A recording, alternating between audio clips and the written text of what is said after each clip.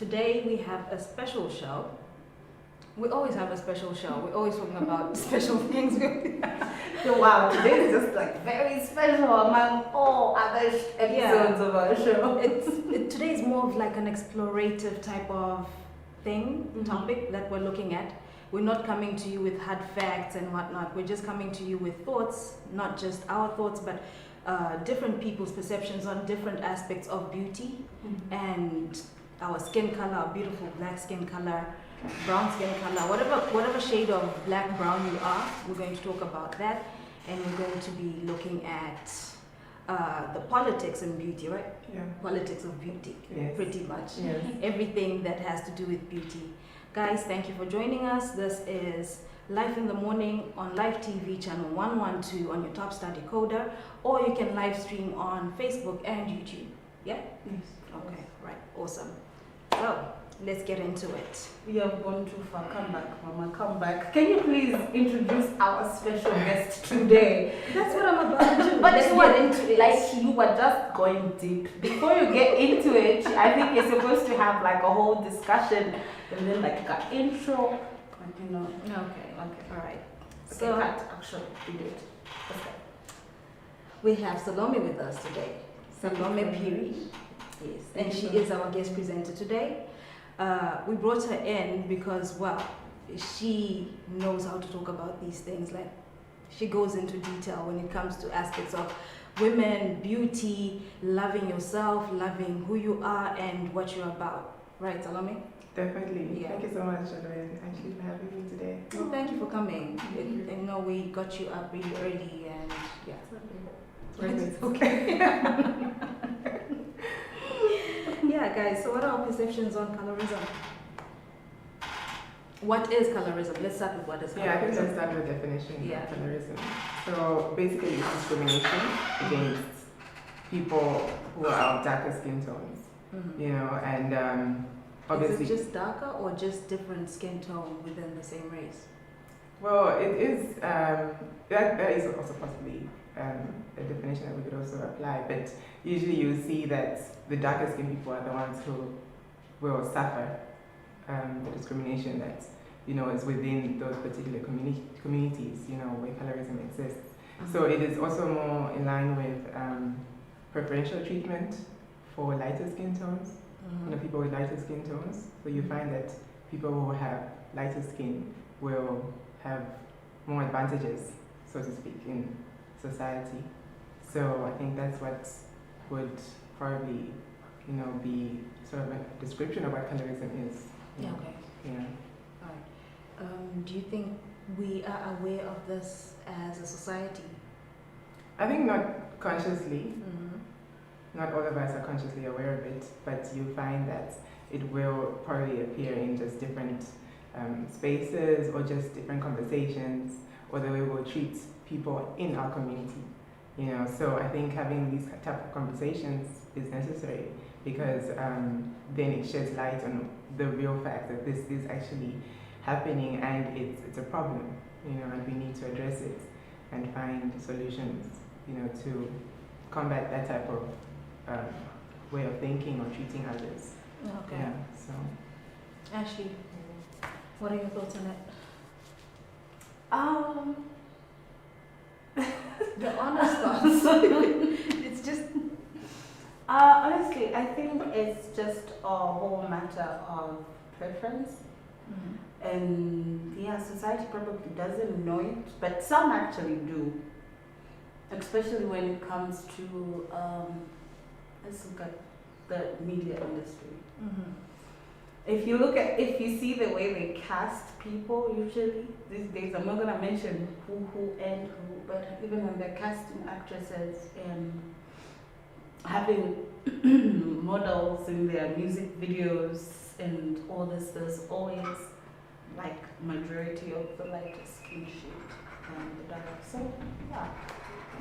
So you feel maybe they use a lot more in terms of marketing and sales gimmicks and stuff like that? I think we've made it a point to ourselves as black people, to the point where we make the other shade look more attractive than others. there are people that are light skinned but they don't look pretty, and you'll find someone say, oh no, but she's light skinned, you know, Yeah. and all of that. So I just think we started this, and that's why the whole world now attacks us with it. Okay, all right. I guess, yeah, that does make a lot of sense what both of you have said, your definition and what you see. I don't know, I have personally experienced it starting from when I was a child, but not to the point where it is in my face all the time, where I see it and I'm like, oh my goodness, this is affecting my well-being and everything. But little things that people throw in at us, people will actually say without knowing that they affect us. I remember when I was growing up, I grew up in a country that was predominantly light-skinned people. So you find that there I was dark-skinned. I was one of the darker-skinned kids. And we're taking class photos. It is something that I've seen other people talk about, and I've seen it being played out on TV. But I actually know the feeling behind it. As we're taking our photos, what happened was they asked us to stand in sort of like a grade where you have the lighter skinned ones in the front, and then you go all the way to the dark skinned kids. Oh. Yeah. So I didn't know that I was dark like that, and I just put myself where I felt, oh, I'll fit in next to my friend because I thought I looked like my friend. Yeah. And then the camera guy is like, no, you go all the way to the back. And when he said that, all the kids, they are like, yeah, dark, shiny, whatnot, should go all the way to the back. Yeah. And they would emphasize, yeah, from Zambia, Zambians are dark people, you know? So I was like, okay, right. So then there must be something wrong with me if everyone is laughing at me and making fun of me and asking me to go all the way to the back. And so for a while, I actually grew up thinking, I want to be like a light-skinned, you know, like fit in with everyone else. It's after a lot of years that I realized, you know what, it's not going to work. I am who I am. And I feel like a lot of people have experienced that, I was you look better, or maybe if you just, you know, lighten your skin a little bit, you look a bit brighter, you're looking a bit dull. Those are things that we experience on a day-to-day basis without really knowing that they actually affect us. Yeah, and especially in childhood, because that is sort of also a traumatic experience, you know, and it could have affected you in your adult years, and you could have just, you know, look back on that experience and just say, maybe it is better for me to be a light-skinned person, you know, and then you start doing whatever, manipulating your skin tone to become lighter. To kind of fit So, in. yeah, exactly. Or not even to fit in, but just to appear more beautiful, you know. The perception of beauty, yeah. So I think those childhood experiences need to remain in the past, you know, and we should not repeat them as we're going forward for the next generation, so that people don't have to suffer those type of traumatic experiences that could affect them in adulthood. Yeah. Okay. So guys, that is our topic today. We're going to be talking colorism, we're going to be talking beauty politics, and we're also going to be looking at ways in which we can deal with some of these things, ways in which we can break some of these thought processes and what would you call them? Mindset. Yeah, I think mindset. Yeah. Break those down and build a society that's more comfortable with who they are. Whether you want to be light-skinned or dark-skinned, the point is to be comfortable. We're going to have some guests in studio today. Apart from talking with Salome in detail about colorism, beauty and everything, we're going to also have Musimbi dolls come in, and they're going to be telling us about what they do and how they're promoting the whole self-love, Black is Beautiful type movement. We're going to have some guys in entertainment. Ashlee? Yeah, we're having Ace and Muko. Okay, yeah. So those guys are coming in and they're going to be talking entertainment, and they're interesting in that one is dark skinned and one is light skinned. Yeah, that's gonna be interesting, honestly. Yeah. So guys, stay tuned. We have a packed show for you. Right now we're going to go into fitness with Chandi and Willa. We'll be right back.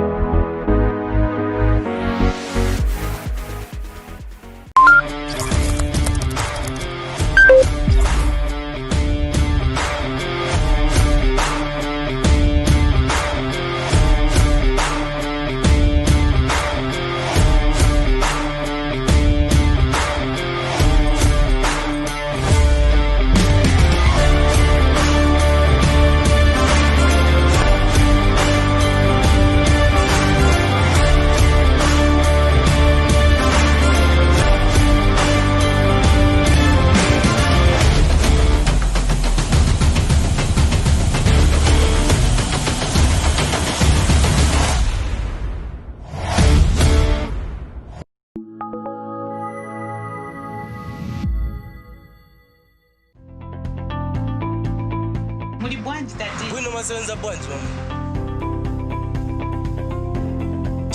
Sako na iwe pali pako ma 20 apolo ma 5 kwa jari makoino sachinjira kumuzonda makoino songa chinjeko ku bantu abane ndio top kana na 5 hours pamene pano leyo kamba nani. That is why you need to get an e-token, sir.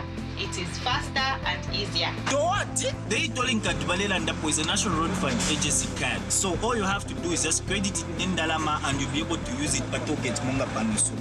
To avoid the inconveniences so where you have to start looking for ama 20 kwa chokula cherusha bantu so.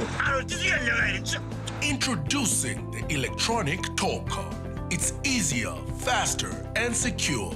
Access the e-toll cards from all toll gates across the country or the agency's head office in Lusaka at only 30 kwacha. This message is brought to you by the National Road Fund Agency, a sustainable road fund.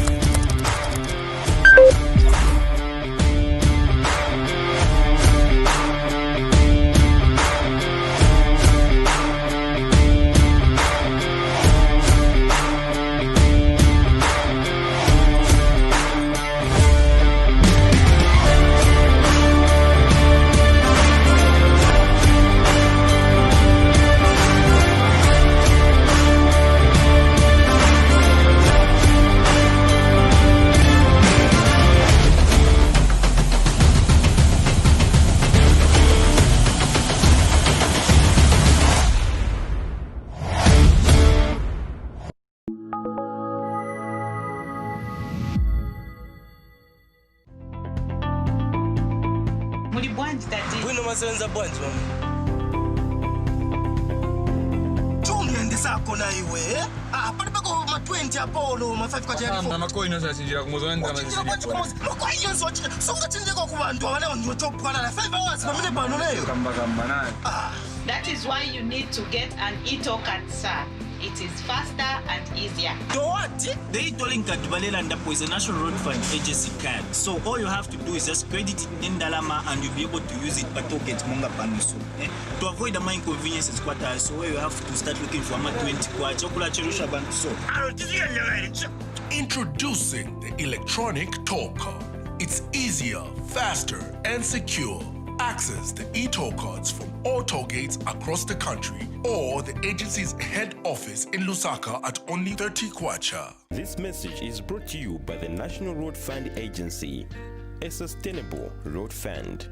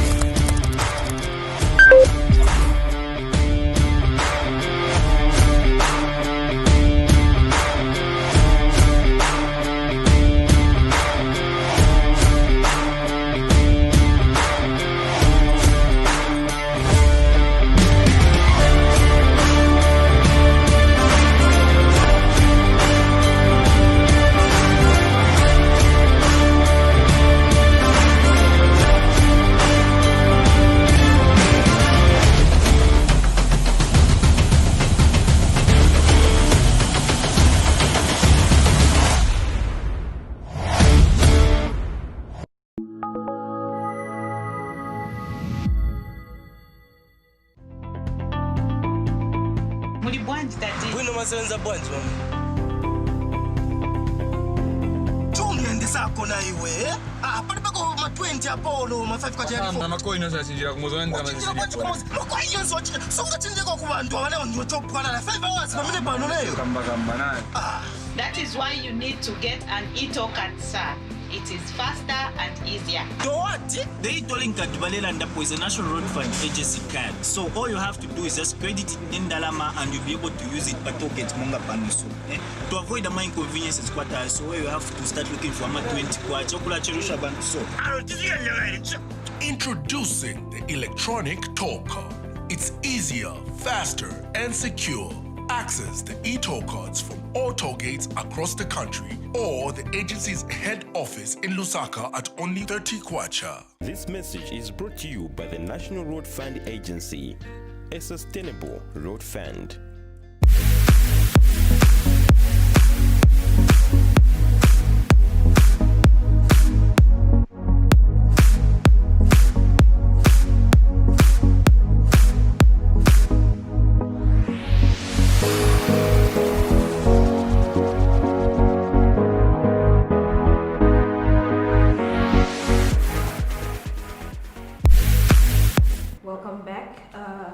So our fitness guys had a bit of a challenge. We couldn't do the fitness segment due to technical difficulties. Sorry about that.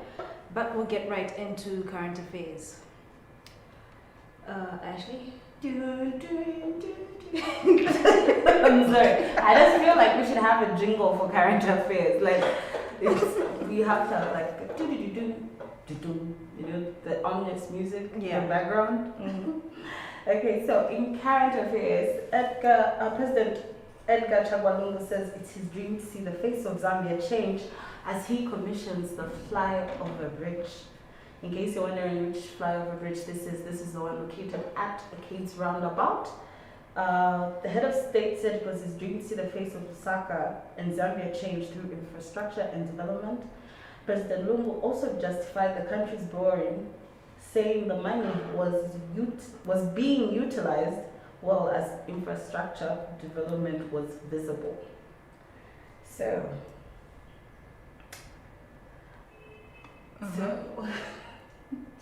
yeah. Did you go for the commissioning of the flyover bridge? No, I did not. Okay. I did not. I figured it would be very busy and lots of people coming to see this new bridge. Yeah. So kind of stayed away, but I did use it this morning. Yeah. Is it making a difference?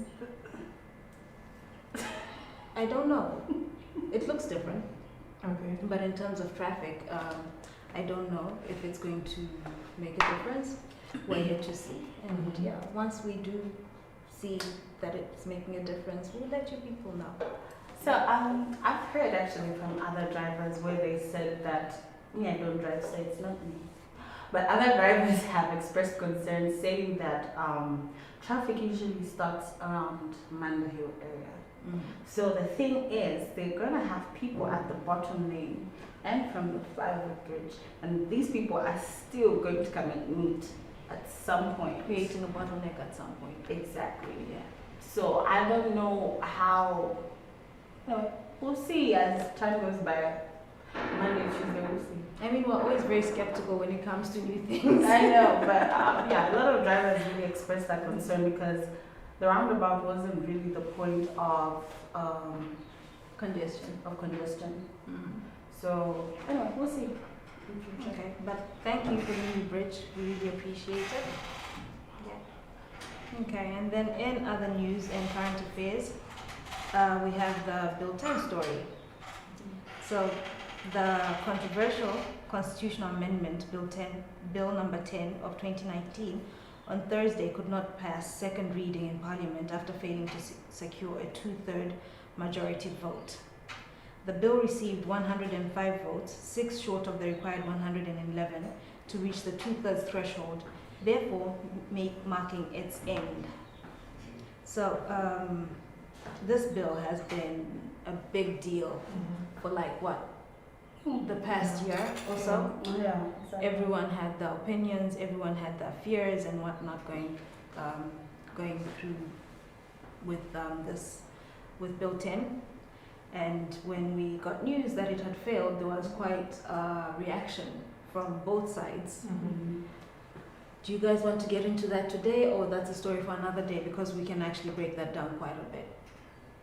I think it's a story for another day, honestly. Yeah. It's been quite interesting to see the reactions from both ends. Yeah. You know, we have people who are celebrating that it's died and people who are mourning that it's died. Yeah. You know, so that has been quite an interesting thing to see. Okay. Your story, Salome. Okay, so this is about Qatar Airways, and Qatar has said that it will investigate allegations that women booked on 10 flights were subjected to invasive examinations at an airport in Doha. So the women were checked for whether they had given birth after a baby was found in a bin at Hamad Airport on 2nd October. 18 women were taken off one plane, among them 2 British women and 13 Australian citizens, but not all were ultimately examined. Qatar's government apologized and said that the baby was safe and in medical care. It said that the baby girl had been found in a plastic bag, buried under rubbish, prompting an immediate search for the parents, including on flights in the vicinity of where the newborn was found. So the government had directed a comprehensive, transparent investigation into the incident and said it would share the results with other countries. So so basically what happened is that women had to undergo gynecological, I hope I'm saying that correctly, gynecological exams to check if they had recently given birth because of the baby that was found in the dump. So it was quite shocking. Obviously, imagine you're traveling and you're told that you have to check you in that kind of manner, you know. It's quite invasive and it is quite scary. Yeah. So they've apologized, they've since apologized, and I think it's quite It's very invasive. It's it would actually change the perception of travel. And if you've been through that, not everyone is open to being checked. No. And also just the assumption by force, that everyone is. It's almost bordering on abuse. It is. Not even not almost violating. bordering. It is a form of abuse. Yeah. Yeah. I mean, like, why are you forcing me to?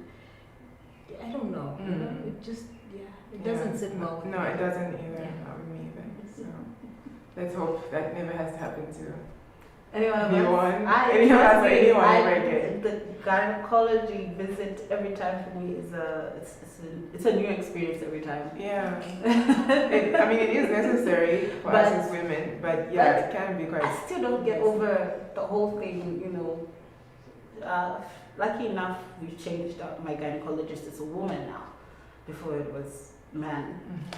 Guys, excuse me 1 minute. Please proceed. Continue. So, but the whole thing, it's quite, I don't really like.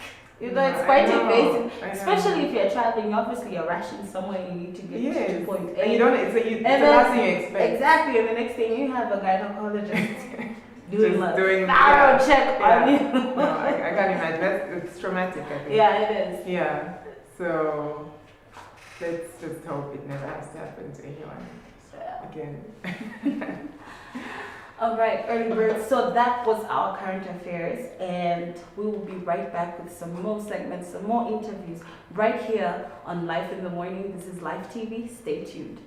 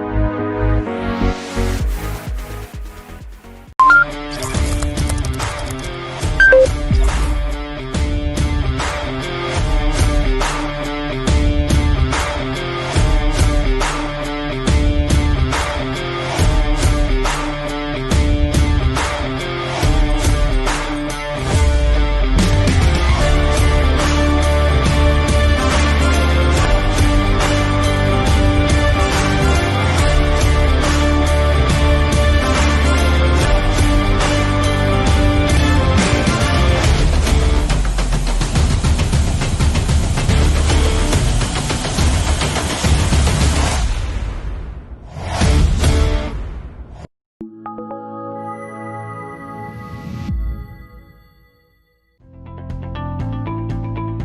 bwanji tati. Bwino masenza bwanji mama. Chumyende sako na iwe. Pali pako ma 20 apolo ma 5 kwa jari. Mama ko ino sasinjira kumuzo ndama zilipona. Mako iyo so songa chinjeko ku bantu abane ndio chopwana na 5 hours pamene pano leyo. Kamba nani.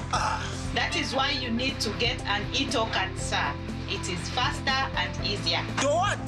The e-tolling card Tubalelanda is a National Road Fund agency card. So all you have to do is just credit it in Dalama and you'll be able to use it per token Munga Panusu. To avoid the inconveniences quarter, so you have to start looking for ama 20 kwa chokula cherusha bantu so. Introducing the electronic toll card. It's easier, faster, and secure.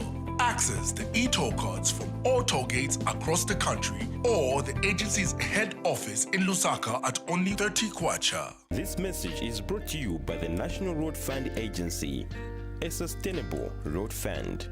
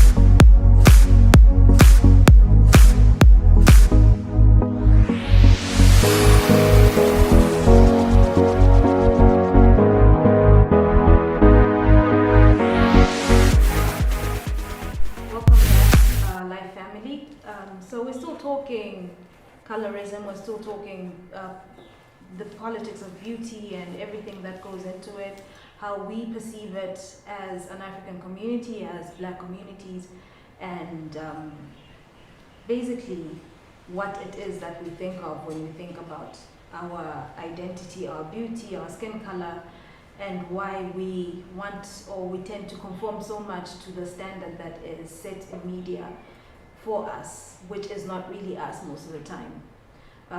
Salome will be talking a lot about it. Ashlee will also be contributing quite a bit. I will be asking a lot of questions because I'm trying to find out a lot of things. So guys, please feel free to comment, feel free to text us and let us know what your thoughts are. If you've got my number, call me, let me know what you're thinking. I don't mind. I'll just literally put you on loudspeaker. Seriously, I will do that because there's so many different thoughts out there. There's so many different ideas and whatnot.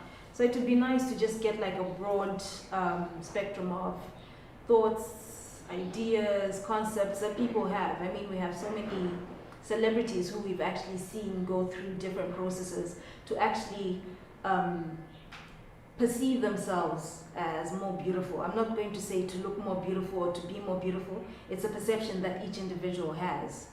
So, yeah. Yeah, that's very true. And you know, the question is it a problem in today's society? Is colorism a problem? You know, so that's, I think, something we need to explore today, because I realize also a lot of people don't seem to even know that first of all, what it is and that it even exists. Yeah. You know, because it's been so deeply ingrained in us, you know, just for the last, I don't know how many years, you know, even being a post-colonial country, you know, given that we went through all of that. But of course, those are the after effects. You know, that's the legacy of colonialism in a sense. And I like how Lupita put it when she was addressing the issue. She said basically colorism is the daughter of racism. Yes. You know, and that really just struck a chord with me. And so meaning that it stems from racism. You know, so that's how deep it is. You know, and she further went to say that it's the daughter of racism in a world that basically prefers lighter skin over darker skin, you know. So that in itself is problematic, you know, and we need to just start thinking of ways to unlearn those type of behaviors or patterns, or ways of thoughts, you know, so that we can just make sure that the next generation that is going to come will not have to deal with these type of issues. You know, so even in my research, I found that the skin bleaching industry is worth at least $10 billion. And it's growing. Yes, it's growing every year. Yeah. You know, it's growing, and the projections are crazy. Yes, you know, so that's actually quite scary to think that there are people who are profiting over people not being pleased with their appearances, you know, and then even going into just celebrities of today, like you mentioned, there are people who are just literally, you know, going to extremes. I don't know if we can go into these particular celebrities now, or should we? Yeah, I think we could. Sam, is it possible to actually play some of these? Oh, they're actually playing. Yeah, they actually are going. We have Carrie Hilson. Yeah. You know, with some of them, you actually see that it's not that they were dark-skinned in the first place. They were already light-skinned, but then as they have grown in the industry, they had to become lighter than. Some argue that it is makeup. Like with this particular clip that we're looking at, it looks like it's just a different shade of makeup, and some will say it's a different hair color that will actually bring out the skin color. But we have, for example, Kanye Mbao. Kanye Mbao is very open about it. Yeah. I cannot see Kanye Mbao. Is Kanye Mbao there? Well, that's Sammy Sosa. Sammy Sosa actually talked about how when he was dark-skinned, people kept on ridiculing him and making him feel like he was not worth it and everything. They would tease him and mock him, and so he decided to change his skin color. Sammy Sosa is like a very famous baseball player from back in the day. So now he's looking white. But has that changed his mindset? Is he in a better place as a person? Does he feel more confident about who he is? This one is really bad. Yeah. Because I was such a fan of Lil Kim. Of course, I was younger back then, but even now, I'm still a fan. And I think she's just messed herself up with all the plastic surgeries. And so she's combined the bleaching with the plastic surgery. I just don't think it's working for her, to be honest. Like, maybe if she had stopped in the, you know, the two pictures they had of her. she already had some work done, but she was still looking like, okay, fine, this is still So there we have Kanye Bao on the screen, and you can see a transformation over the years. It's quite drastic. And this one. What does she use exactly? I think she... Baby girl turned colored. she's more than colored to me. She's white. She's literally... Yeah. She's white. Wow. And when you hear her speak of it, she actually... You see, when I actually thought about talking of this was after I listened to Kanye Bao. Kanye Bao went on to... I think it was a show that I was watching, a South African show, where she spoke about how for her changing her skin color and her body parts, surgery and everything, it's something fun to do. At some point she had aspired to look like a Barbie, and she's like, no, I'm past Barbie now. I want to look like an avatar. If I need to change my skin color to blue, I would gladly do that. You know, she's had so much work done and she is so comfortable with that. She literally feels like it's just makeup. For her, it is just makeup. If you ask her how many things have you gotten done, her answer is pretty much going to be how many times have you worn foundation. That's how much she gets work done on herself. Yeah, it's to each his own. But one thing I've just come to sort of try to do, you know, when addressing this problem is try to put myself in those people's shoes. You know, I mean, personally, I don't condone it, you know, but we need to just also try to sort of just understand where this is coming from. I think that's also going to help with finding a solution going forward. So basically what I've come to understand is that the people who really go in on skin bleaching or skin lightening, I mean, there are different terms, quite a number of terms that people use: bleaching, lightening, whitening, you know, but at the end of the day it's the same thing. You're altering your appearance, you know, to suit Eurocentric beauty standards, right? Or you aspire to Eurocentric beauty standards. So because of the history that we've gone through as Black people, you'll find that it's obviously, in this world today, it's sort of more advantageous to be lighter skinned. So you'll find that it's actually beyond even just vanity, beyond just saying, oh, I want to look good. It's actually just sort of like it's a business sort of. If you look at celebrities, it's a business model. There's someone pushing this agenda. Exactly, you know? So it gives you that competitive advantage, you know, over somebody who's probably a darker shade than you. So you find that it's actually a very sort of calculated decision to make, when especially you are sort of trying to aspire to be somebody in society, you know, try to be seen or, you know, gain some kind of exposure, publicity. You find that it's sort of just something that you think would make you better off, you know, or bring you more success than if you were of a darker shade. So that's why I'm saying we need to understand the reasons why people do these things and not necessarily judge them just without understanding, because that will not help us going forward, you know. So for me, I don't condone it, but I understand that in this world that everybody's trying to get ahead. You do whatever you can do, you know, if it means even at the detriment of your own health. Clearly, people are not going to with stop. chemicals, it's usually at the detriment of your own health. Yes, exactly. You know, I was actually thinking as you were talking that you actually have to do what you need to do to get ahead. There has been instances where you've gone for an interview and you can't go with dreadlocks, or you can't go with like an afro type of arrangement. You have to have your hair certain type of way, tied back or neat, sleek down, you know, also trying to conform to a standard that is not ideally our own. You cannot, if you go for a photo shoot or if you go as a model, it's only recently where I'm seeing that no, we are actually accepting models in a darker skin tone with our dark features and everything. But you find that when we're doing our makeup, we're going to contour our nose so that it is more pointed and it is fixed to look more like a Western nose. Yes. You have your foundation, it will literally take you like a shade lighter, or, you know, just doing things that make us look different. Who is actually pushing this agenda forward? Why are we looking to look so different? Why are we looking to be such a different person? Who say that this is what beauty is supposed to be? I mean, if you look at the standard for dark skin, to be identified as a beautiful dark-skinned person, in the music industry, or not necessarily our music industry, but if you look at the hip hop industry, you find that if you're dark skinned, you have to have like a tiny waist, You have to and really then a small. big backside, and you know. just usually when it comes to as I said, these big magazines, I won't mention them here. Usually when they picked dark skinned women, they picked women that were so dark and were so strong.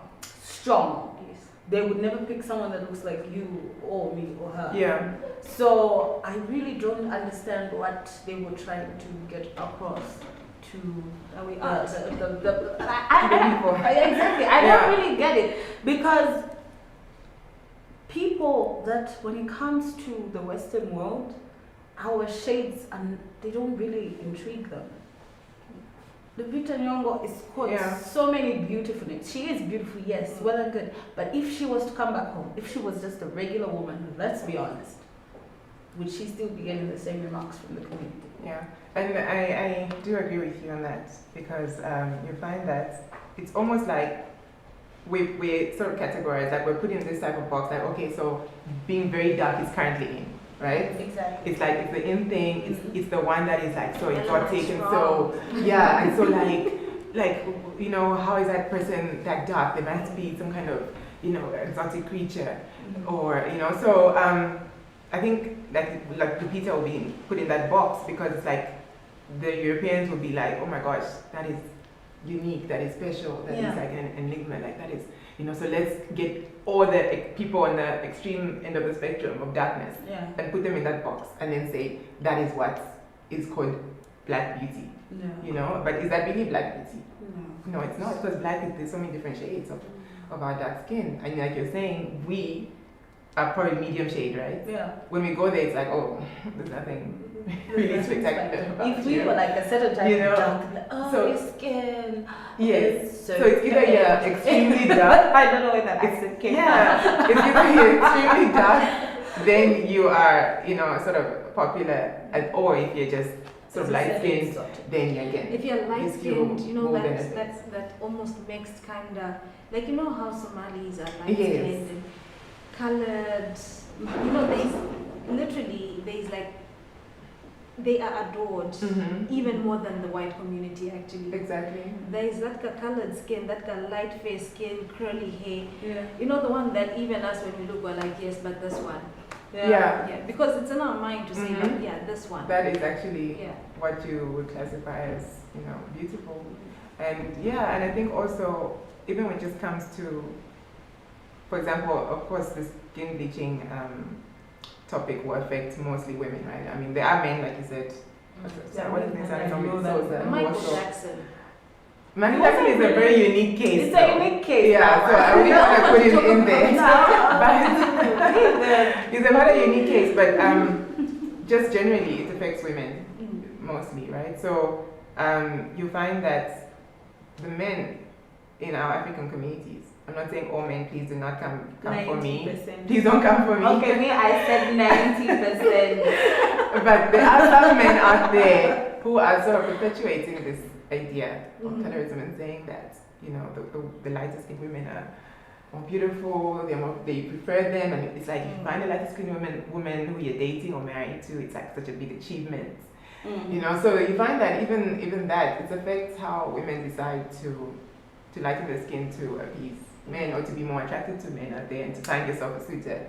So, I mean, that is also something that needs to be addressed. Even you find even just in music, you know, rap music, especially, you'll find that they will promote light skinned women, and they'll say that they're the ones that we should. But do you know what's so funny? Sorry to cut you off. These artists don't marry those women in their videos, and they have these fans of theirs that think, oh yeah, what. If you look at the difference between their wives or their partners and the people that are found in their music videos, are two different people. Yes, of course, we've made it a point where we have let men dictate what is beautiful. They let them dictate how we should feel beautiful. If I have been in situations where I couldn't get a certain opportunity, or I couldn't get something because because there was someone lighter than me. There was someone who had longer hair than me. As she said, there's someone who had curlier hair than me. And the person who was deciding that was a man. So I don't know where we got to a point where we let men decide now how we look like, because all of a sudden Pacharangi and those other guys decided to sing about melanin, and everyone's like, oh, melanin, dark skin, you know.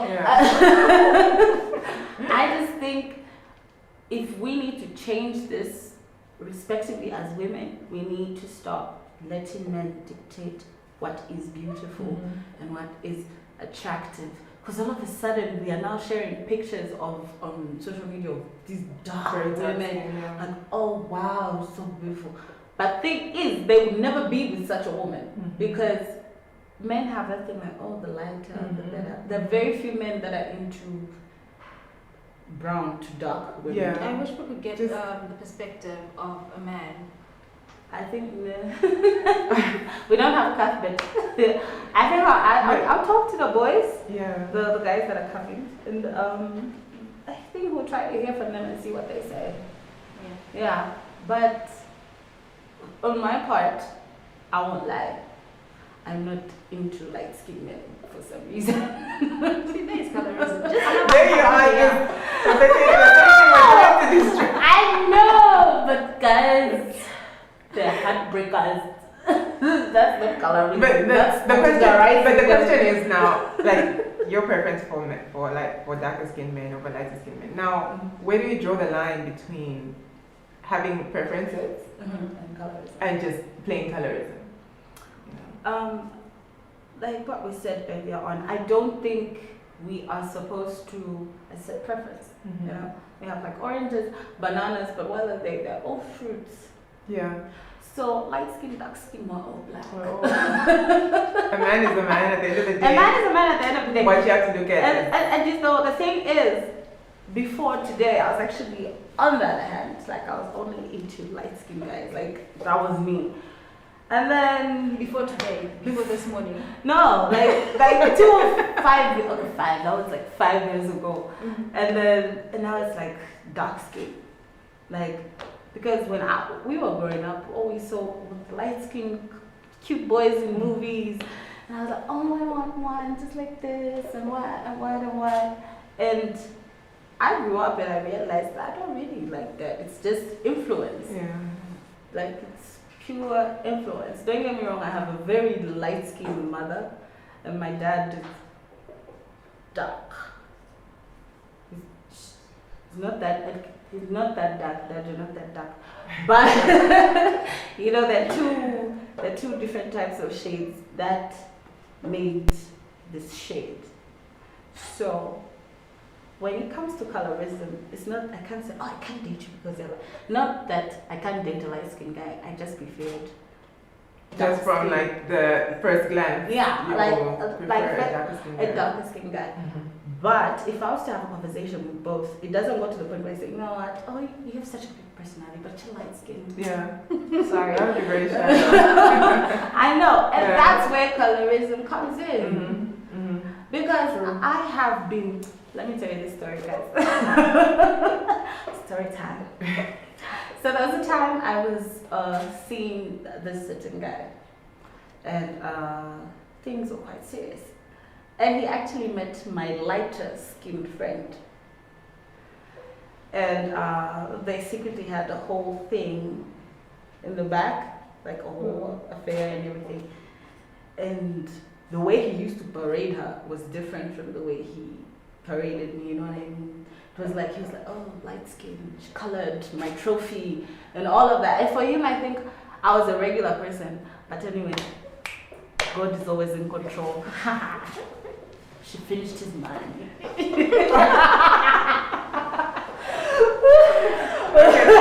people, let's get it straight. We're not bashing lighter skinned women here. I'm not. But the thing is, you can't have something because of what it looks like. You can see like a Benz, you can see it parked right there. And you're like, oh, that's a Benz, it's nice. I like that. And you sit inside and you realize there's no engine and there's no gearbox. So when we start to look at women and people as just colors, that's where it becomes problematic, yeah. Exactly. So as I said, it's more of a preference. And there were times I have actually been pressured. I feel like pressure to bleach, because there was a point I had light skin friends and I was like the darkest in the group. And I always used to feel like, oh, no one will look at me, no one will. But I'm like, you know what? I like your skin. Oh, your skin is so smooth, your skin is so what? And I just said, I'm not going to destroy what I have right now. So I will keep this. But I think as women, we need to talk to each other, because it really comes to play in your mind. Like, like, oh, I'm not light enough. Obviously, I'm not attractive. Oh, I can't get this because I'm not light skinned. And I won't lie, I've had those thoughts. Am I the only one here? No, I mean, I'm sure a lot of us have been through that. I mean, myself as well. Years back, of course. Before doing all the self-work, like I said, self-work, and coming to embrace myself as the woman I am and my blackness. You know, of course, there's times when our desires to sort of look a bit, just a shade too lighter, and you find that maybe you might even just manipulate your pictures to say, let me just make a little bit of a little, you know, the filter, and you know, you start now playing with, you know, the settings and all that. So it just, at the end of the day, it's all about self-esteem and how you perceive yourself and how you accept yourself, because then you will not have the need to be any different than what you are. You will improve yourself in a way that will not be detrimental to your health, number one, and will not affect your self-esteem, number two. You know, so I think definitely we've all been there. A lot of us can relate to that. You know, but I think going forward, like I said, what is the solution? You know, how do we make sure that we have our self-esteem in check, and also for the women who are coming after us, you know, so that they see that it's okay to look like this, and it's not only just okay, but it's beautiful. You know, so I think the starting point is with us, you know, to improve ourselves in that area and just stop with the comparisons and try to also engagement in the conversation and just say, look, it's not like a huge achievement. It shouldn't be a huge achievement for you to be with a lighter skinned woman. She's a woman at the end of the day. You know, is she good to you? Exactly. Is she, you know, helping you succeed in life? If not, then don't just be parading her like she's some kind of trophy just because she's light skinned and she's not even adding value to your life. You know, and in the same vein, don't look down on us black or darker skinned women and say that there's nothing that we can do for you because we're dark, or you won't be as proud of us as if you had, you know, a lighter skinned woman. That's where the problems come in, and that's what we need to address going forward. But I think definitely self-esteem. Sorry. Oh, wow. Self-esteem is definitely the number one thing I'd say we need to just really work on as women, so we don't have to go through this skin bleaching processes or desire to look lighter than, you know, what we are. Yeah, and not self-esteem just on an individual level, but also as a society. Yeah. It's not a me problem, it is a whole community, it is a whole mindset of our peoples that we need to look at. Because I could do work on myself, but if I'm constantly seeing something on TV, I'm constantly hearing something from my friend, my neighbor, eventually it comes back. You know, no matter how much work you do, if there's something opposing it constantly, you find that it is difficult to stay at that level. I mean, yeah, especially with filters, that is one of the biggest ones that we use. You might not actually change your physical appearance or anything, but every time you want to post up a picture, you want to put like a lighter shade that I need to look a bit better than I look right now. You know, these little things that we do that say a lot. My worst thing is when we look at our children and you say things to children that break them down. You know, a child is not born thinking, oh, me, I am dark, you're light. They actually just born knowing that we are all children. But it is us who teach them that, oh, you're a dark-skinned person, I'm a light-skinned person, we need to change this, we need to change that. And you know, it kind of plays into how they grow up. It is what we learned as children that is bringing us up. Yeah. So it has been passed on from generation to generation. Back in the day with colonialism, you found, and slavery, you found that the lighter skinned people are the ones that used to work in the house and doing chores that were closer to the white people. And so they were perceived as being cleaner and better. Yes. Darker skinned people Outside. that your skin is tough, it's hard, you can work in the sun. And they were thought to be more dirty and stuff like that. And that has grown with us. The first time I heard that, you know how, I don't know if you guys ever heard it, when someone makes reference to a very well-backed person, Atibadonna. I don't know if you guys ever heard that term. You haven't? At what? Yes, still you Madonna. haven't. Madonna. Something like Like that. usually when you're more like fair, right? Yeah, fair, In complexion, buffed, yes. And when I asked, what does that mean? My mom said it's a phrase that she learned from people who are from the eastern side, Kuchipata side, where it was the more bathed, fairer women who used to work with the white people in the houses, as office orderlies and stuff. Back in the day, that would be considered that because they were fairer, they were cleaner, they were better looking, and even their lifestyle was different. The way they would chill was different. I don't know if that definition is right, but yeah, that is the definition I got of it, and it says a lot about where we're coming from. Yeah, that's very true. Yeah. And the children are the ones that are my biggest concern, and how we even currently might perceive them, because you put a dark baby next to a lighter skinned baby, and naturally you find that we'll say, oh, the lighter skinned baby is a bit more attractive or more beautiful or cuter. Looking like I'm sorry, no offense, but I've seen weird looking light skin. Yeah, things like that. In those type of instances, we need to just change. Like, we literally just need to decolonize our minds. I think we had that conversation. Just decolonize our minds. Just look at, not look at skin tone as the way that we would define beauty. Because at the end of the day, it's all about. I mean, I don't want to go into inner beauty and say all that, because the truth is we are visual beings. We look at the outer appearance first, But at the end of the day, we shouldn't be so judgmental to say that this, because you're lighter, then it means you're more beautiful, and if you're darker, then most likely not. Or if you're only when you're extremely dark, that's when you're like exotic, And that I think we need to cancel that type of culture and just either extremely dark or extremely light. You're not black. So brown. Yeah, when you're brown, you're just there, So that needs to. Yeah, in the middle. Speaking of the impact that it has on children, we've actually got Fatima from Simbi Dolls, who's going to come in, and she's going to be talking with us a bit more about it. She'll introduce herself. She'll introduce what Simbi Dolls is about, and hopefully we can get some insight on what can be done or what is being done to actually build our confidence. This is about our confidence in ourselves, I think, at the end of the day. This will be after we come back from the short break that we're going to go into. Viewers, stay tuned. I hope you're enjoying the show, and hopefully you guys will actually comment. I'm looking at my comments and no one is saying anything. I don't even know if you guys are watching today, and I'm so quiet. I know, right? What's going on? Quiet today. What's happening? Please bring in your comments. Talk to us. Okay, we'll be right back after the break. Stay tuned.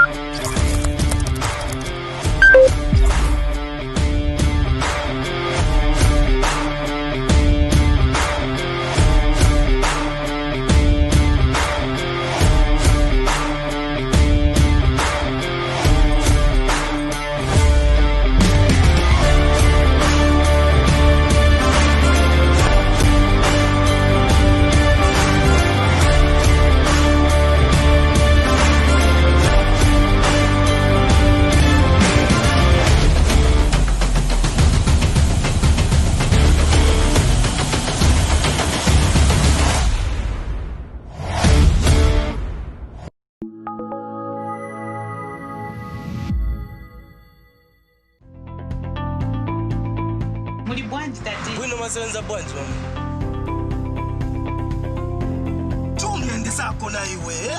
Palipako ma 20 apolo, ma 5 kwa jari. Makoino sachinjira kumuzi wani kama zisilipo. Makoino songa chinjeko kubantu abale ndiyo top kwa na 5 hours pamene pano leyo. Kamba naye. That is why you need to get an e-token, sir. It is faster and easier. What? The e-tolling card Tubalelanda is a National Road Fund agency card. So all you have to do is just credit it in Dalama and you'll be able to use it patoke Monga Panusu. To avoid the inconveniences, so you have to start looking for 20 kwa chokula cherusha bantu so. Introducing the electronic toll card. It's easier, faster, and secure. Access the e-toll cards from all toll gates across the country or the agency's head office in Lusaka at only 30 kwacha. This message is brought to you by the National Road Fund Agency, a sustainable road fund.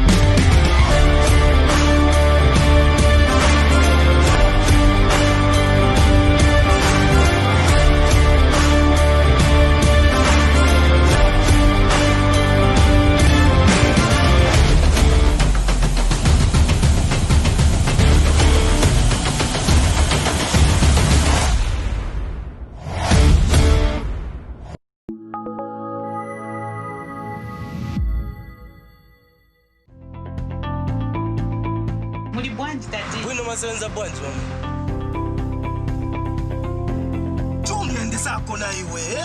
Palipako ma 20 apolo, ma 5 kwa jari. Makoino sachinjira kumuzi wani kama zisilipo. Makoino songa chinjeko kubantu abale ndiyo top kwa na 5 hours pamene pano leyo. Kamba naye. That is why you need to get an e-token, sir. It is faster and easier. What? The e-tolling card Tubalelanda is a National Road Fund agency card. So all you have to do is just credit it in Dalama and you'll be able to use it patoke Monga Panusu. To avoid the inconveniences, so you have to start looking for 20 kwa chokula cherusha bantu so. Introducing the electronic toll card. It's easier, faster, and secure. Access the e-toll cards from all toll gates across the country or the agency's head office in Lusaka at only 30 kwacha. This message is brought to you by the National Road Fund Agency, a sustainable road fund.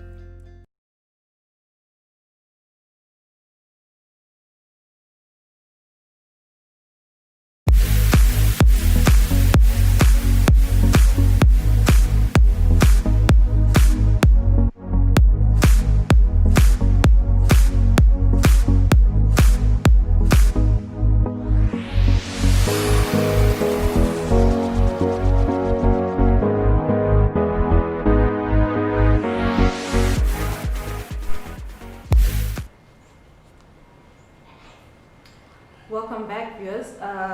Still live in the morning, still talking colorism and beauty, politics and beauty, different constructs that we have within beauty. In studio with us, we've got Fatima Kasasi, and she is from Musimbi Dolls. She is marketing manager and social media coordinator, right? Yes. Of Musimbi Dolls. Musimbi Dolls, I'm sure all of you have heard of it, or most of you have heard of it. It's one of our proudly Zambian brands, and they do quite a lot of work in terms of toys for little girls. Do you do boys' toys as well? We're almost there. Okay, all right. Yes. Fatima, before we get into what you guys do, please tell us who you are. And I know I've introduced you, but yeah, tell us a bit more about Musimbi Dolls, what goes on there, just so that we actually have a background before we go into our main topic. Okay, so Musimbi, meaning a girl in Senga, was initiated in 2016 through a mother's maternal love for her daughter.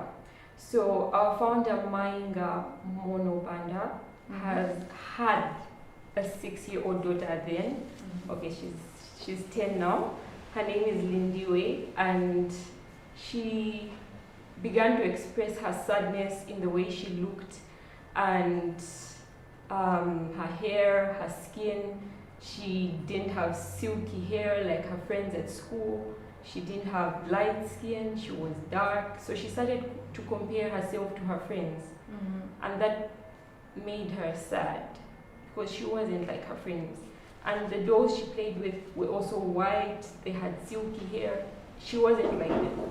So she wanted to be like her dolls. She wanted to be like her friends. So her mother said she should find a black doll to make her feel better, to make her believe that she can be beautiful too. She can be black and beautiful. So she started to look for dolls, and she found these dolls. This is Limpo, meaning gift. Yeah.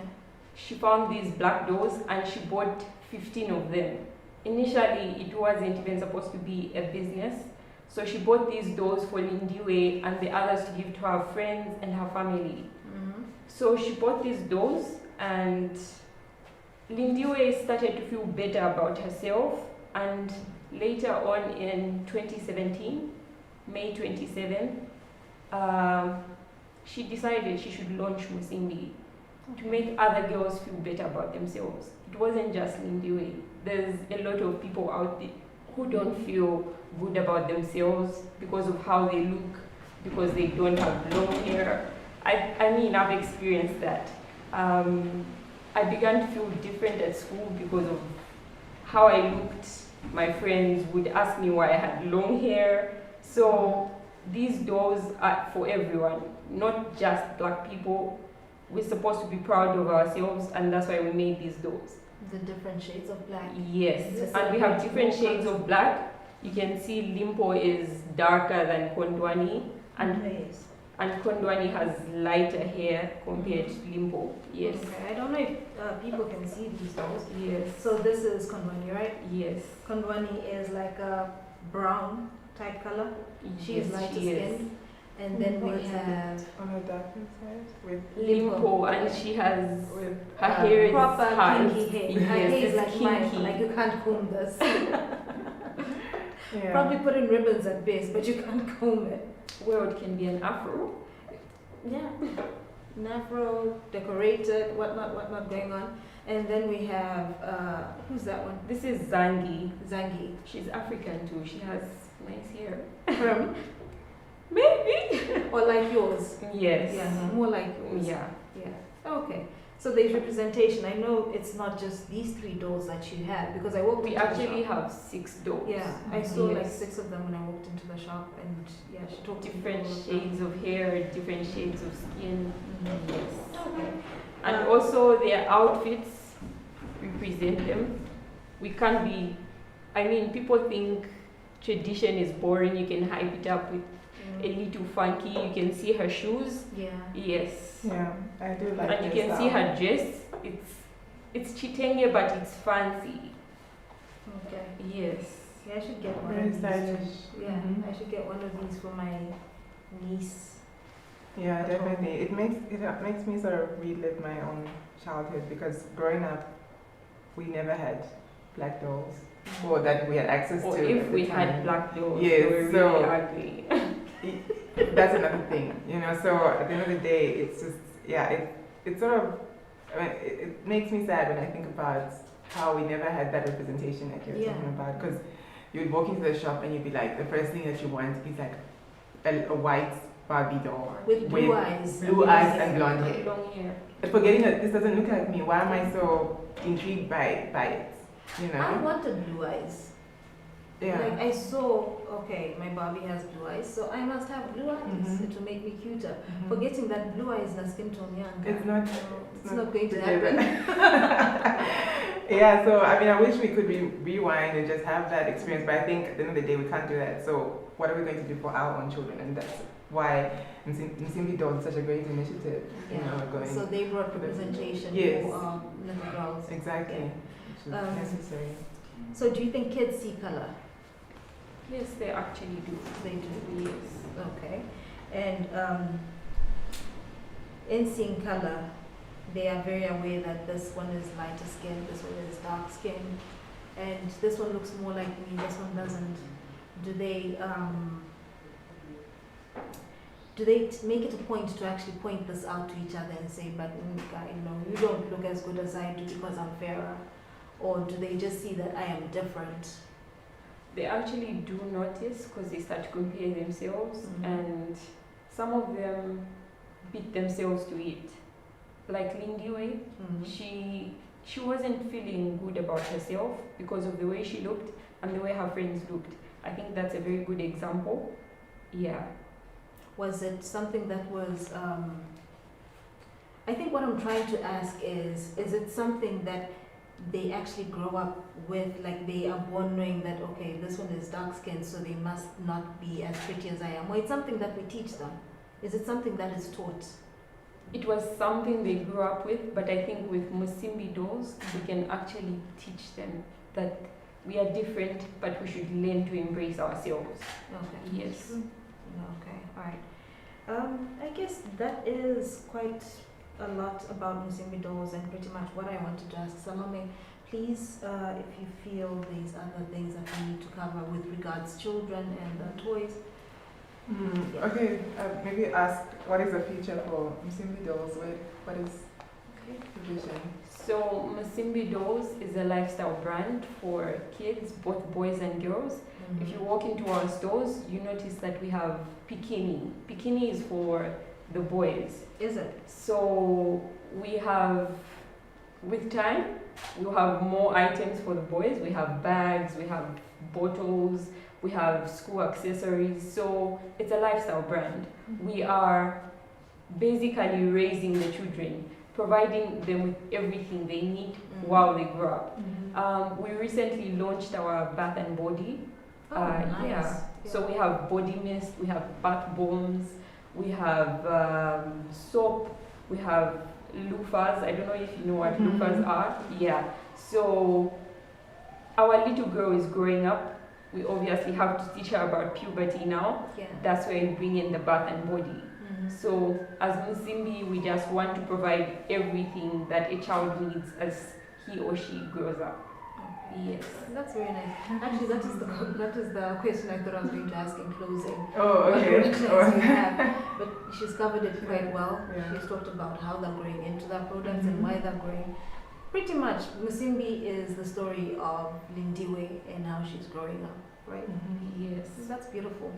Not only Lindiwe, but we've brought in everyone Every else. other. And I like how it's based on a real life story of how a child had to endure that type of sort of trauma, internal trauma, you know, saying that she's not good enough, beating herself up about her dark skin, and you know, this was the beginning of a solution, you know, in terms of even just she's not the only one who's going through that, you know. So I think it's just a great step towards just eliminating this whole idea of colorism in our society. So well done on that. And thank you. So not only us Black people, everyone should learn to embrace themselves, love themselves for who they are. They should be proud of themselves, and we shouldn't separate ourselves from people who look different from us. Yes. That is a very We're all good beautiful point. in our own. That is in a our very own good way. We're all something beautiful we in our own neglected. way. Yeah. Yes. Okay. We should see ourselves. We want to see ourselves represented in media, in movies, indoors. The dolls that kids play with while they grow up have a great impact on their lives. Because if Lindiwe was playing with a white doll, she was looking at it and saying, why don't I look like this doll? So they have a big impact on how we grow up and how we think of ourselves. Yeah. Yeah. Very true. That is very true. What would you tell a younger you? Basically, we go back to being proud of yourself. embrace yourself, embrace who you are, embrace how you look. Yes. Okay. That's for everyone, not only black people, because I know maybe others are thinking this is about black dolls only. It's about everyone. We should embrace how we look. Are you going to have white dolls? I shouldn't say white, I should say Caucasian dolls and Yes, maybe we Indian? are going to have them. Okay, so you're next going year. to I have want to be more very races. inclusive. Yes. Okay. We're going to have a smaller doll than this one. Mm. Yes. So we have many more collections coming up. As I said, we are raising the child. It's a lifestyle brand. So we're going to have back to school. We're going to have, this doll is $175. We're going to have a cheaper doll so everyone can be able to afford a doll from Musimbi. Okay. Yes. Can I get like one like that with this type of hair? Curly or? These only have black hair. Right. Black, straight hair. Yeah. Okay. So the other one has curly, okay, not really curly, but yeah, still black. Okay. Okay. So maybe I go with the Kondwani or This is Limbo. Kondwani and Limbo. Yeah, one of these two to look more like the kids I have at home. Fatima, thank you so much for coming through. Thank you for sharing with us and for giving me Kondwani. Yeah, it's been good talking to you and actually sharing with the audience who Musimbi is, what Musimbi does, and hopefully people visit the store more and buy more of such toys, buy more of the lifestyle brands that you actually have going on there for their kids. Buy local, support local, grow local. Once you support the Zambian businesses, you support the country and you grow basically the whole of Zambia. Thank you, and we will come by. We will buy more dolls. I know I'll come by and buy a doll. Salome, do you have someone to buy a doll for at some point? My future In your future? daughter. We'll be waiting for you. Okay. All right. Thank you, viewers. Next up, we have an entertainment segment where Ashlee is going to be talking with Muko and Iko and Muko. Yeah, and those guys are singers, rappers. What do they do? The rappers. Ashley thinks I'm so useless when it comes to entertainment. Yeah, but we'll be right back. Stay tuned. Thank you.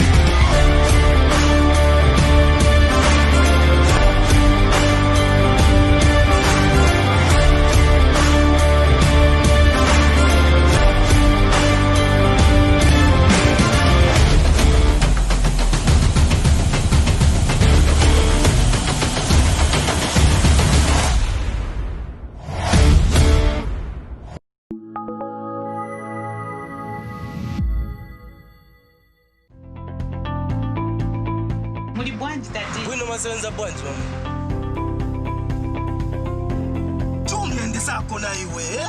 Pali pako ma 20 apolo ma 5 kwa jari. Mama ko ino sachinjira kumuzo ndama zisipona.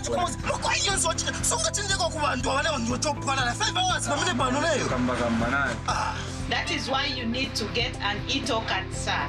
It is faster and easier. What? The e-tolling card Tubalelanda is a National Road Fund agency card. So all you have to do is just credit it in Dalama and you'll be able to use it per token Monga Panuso. To avoid the more inconveniences, so where you have to start looking for a 20 chocolate cherusha bank so. Introducing the electronic toll card. It's easier, faster, and secure. Access the e-toll cards from all toll gates across the country or the agency's head office in Lusaka at only 30 kwacha. This message is brought to you by the National Road Fund Agency, a sustainable road fund.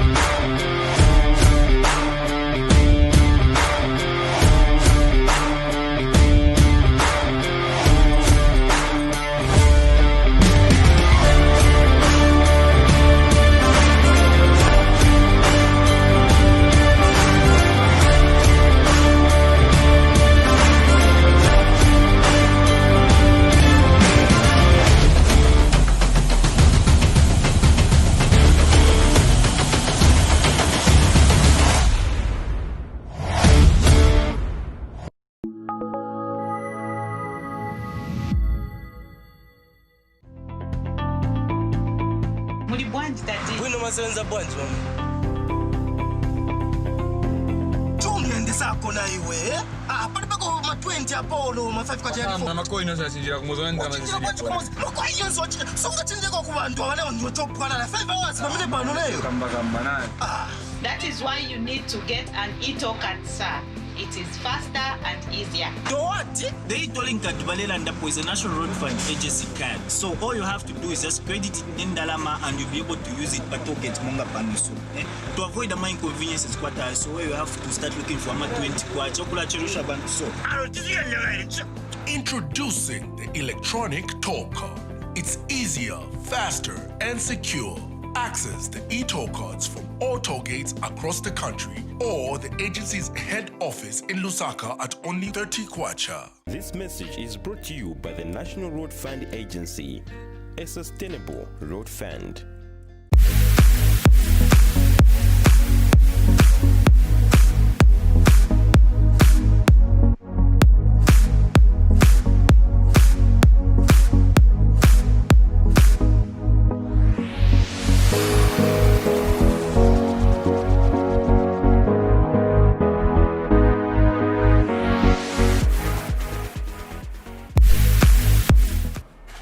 And we are back. Thank you for still tuning in right here to Life in the Morning, right here on Live TV channel 112 on your top star.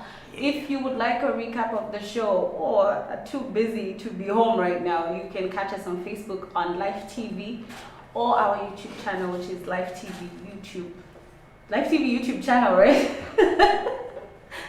Okay, so basically this is our entertainment segment. We are joined by two special guests today.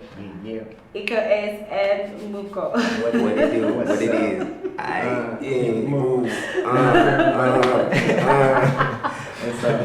Good morning. Morning. Thank you for joining us today. Of course, thank you for having me. Thank you. Well, this is Live TV. You're always welcome. Nice. Expect us here all the time then. Every day. We don't have anywhere to breakfast. Where's the breakfast at? Where's the kitchen? Is the kitchen there? There's a kitchen somewhere. Okay. Get you something, don't worry. So can you please tell us about this dynamic duo, of course? Okay. That's a long story. Yeah. But we got time. Yeah, all right. To just say it straightly, well, I'm a rapper. He's a singer. Dancer and rapper and we're actors as well. So like it's just a full body of talent. We met about 4 years ago. We dropped an album. After that, it was just talk from there. You know, we shared the stage with people like Nasty C, Salty Soul, and Casper and Your Best, and yeah. Yeah, that's just a run through though. We knew each other a long time ago already. Yeah. We're never really close like that until we wanted to work together, and then we linked up and did one song, and it was like amazing. So and we did more, and ever since then it's just been brotherly. You know, we might as well take on the world together. But have you faced any challenges like working together as a duo? I mean, at the end of the day, you have to look at it like you have to strip it down to the main elements. We're two people, you know what I mean? At the end of the day, there are obviously going to be differences, especially when it comes to music and whatnot. But like, if you have a mutual understanding and you already know what you want, like, you know what the bigger goal is, you obviously see it through and whatnot. But like, yeah. Yeah, and we have normal people challenges. Like it was hard to get into a studio. It was hard to find somebody that can get shows. It was just like everything seemed to be hard. But then once you just get past that threshold, it's fine. Yeah. So long as you find somebody that believes in your music at least, and we make our own music, so that's the good part for us. So do you mix languages, so it's strictly English? Yeah, he does that a lot though. Yeah, I do that a lot. With the music we make, it's kind of not the norm of what Zambian music is. But I've always felt like, as I was explaining before we started, like my name derives from my village, and I always try to remember where I come from, and I feel the best way to do that is also just incorporate it in my music. Yeah. He does it too. Yeah, I do it too. Yeah. But then we're musicians, so the best way to communicate is the easiest way for you. So for me, like if English is my easier route, I'll use that more. But I can also switch if I need to. So yeah, that's basically how we do. We do mix. Not all the time. Sometimes, most of the time. I don't know. It's like what do you intend to do as a duo that is different from everybody else? I mean, it starts. Well, I mean, you know, first of all, it starts from the basic stuff, like the music you make. You know what I mean? Like what kind of genre you make, and what's the format of the music? Is it going to be the norm of what everyone else is doing, or you're just going to take another route? And I feel we knew that from the get-go. We're like, look, if you want to do this, we have to stand up from the get-go. We have to be different. Our sound has to be different. Our performances are different. Even just like our look when we pull up to places, we're just trying to be somebody that, you know, even if you don't know what we do, you need to at least ask the question like, okay, who are those people? You know, like you need to speak out in a certain way. So yeah, we definitely want to like open gates and let people know that it's very possible to do what you want to do. You know? So that's pretty much our motto. Yeah. Okay, so do you have any projects we can look forward to? Oh yeah. We just announced. We actually did something recently because for the most part of this year has been crazy. I think for everybody. No explanation needed. It has been crazy. It's been crazy, but so we spent a lot of time working and just like, you know, reflecting on a lot of stuff. So we didn't really have time to release any music because we're not sure about how to do it. But then it gave us a lot of time to make music. So while we've been in that break, you know, we've come out stronger, and then we love our fans, so we just told them like, yo, we need to release some stuff. So we announced that we're gonna release 3 songs on the same day. Really? Yeah. It was like it was up to the fans. We said we want 500 likes, but that happened in like a day. So now we have to like find something else to do. But yeah, the songs are there. We've got songs coming up. We've got some projects coming up. Let's just say the year is not over. Do you have like any shows? Oh yeah. We have like shows back to back. We can't really talk about them right now. We can't really talk about all of them right now. The calendar's set. The calendar's set. Really? That's interesting. So today on our show we were talking about colorism, and funny thing is we have 2 different shades with us, right? No offense, but okay. Choolwe. Can you please come here for a minute? There's a question you wanted to ask, and I think we have the men to answer it for us. What question was that? What was that question we talked about when we said we need a man's opinion? Oh yes, looking at women. Oh my god. No. I'm curious to find out what this is. Probably like, what's your preference? Type thing. Not necessarily what is your preference, but what is your take on beauty? You know how a lot of people think it's better to be fairer and to be light-skinned and everything. What is your perception on beauty? And also, like the way you guys are light and dark. Well, you're not dark. That's not dark. Yeah, brown. And you're yellow, brown and yellow. Brown and yellow. Yeah. So with the way you guys are, firstly, it's the one on your perception on beauty. Not just color, but general beauty. And you know how we are always trying to change our outward look. Sometimes we even get work done on ourselves. What do you guys think about, especially women who do that? What do you guys think of that? And also, the attention that you guys get, is it the same, or people gravitate towards the lighter skinned one before they actually now look at the darker skinned person? That's what you mean. Okay. Well, no, I mean, with the ladies, we do not discriminate. No, we do not. Black is good. Like, bro, you are all beautiful. You're all beautiful. Nah, everybody. I think growing up, and even more when I've been older, I think that's when I've noticed that it's really not about the skin type. Like if you're really paying attention, everybody's beautiful. There's so many beautiful women and ladies and girls, like all shades. You know. And to pick up like from where you asked, I feel like the color of your skin shouldn't determine your place in society. You know what I mean? Like I feel like it feels not right for someone to be like, you have 2 people in the same room, but They lean towards, like, I feel it's just a mentality. It's a mentality. To be honest, it's just a mentality. Yeah, you can find us chilling with anybody. Yeah, like, I feel... I think we know literally all types. Like, not in that way, but we just know a lot of people that kind of way. And then, like, when it comes to us, I haven't really paid attention. Nah, like me the fans. either. It's just we know that it's definitely more girls than guys.